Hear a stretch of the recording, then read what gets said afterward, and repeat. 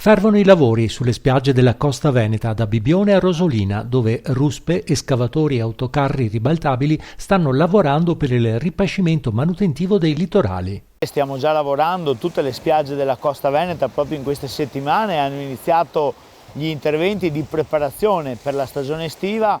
La nostra è un'attività lunga, abbiamo bisogno di tante settimane di lungo tempo per preparare le spiagge, per allestirle per la stagione, e quindi siamo già al lavoro per farci trovare pronti quando chiaramente la situazione epidemiologica, anche con l'arrivo della primavera, l'inalzarsi delle temperature, ci permetterà di aprire le nostre spiagge. Interventi importanti anche ad Eraclea con l'aiuto delle istituzioni come la Regione e dei privati. Oggi in particolare siamo a Eraclea, dove Regione Veneto sta finanziando un intervento importante in partenariato anche con l'amministrazione comunale e anche con i privati che da sempre fanno la loro parte da questo punto di vista. Stiamo appunto lavorando per essere pronti il prima possibile e per poter aprire le spiagge appena ci sarà consentito.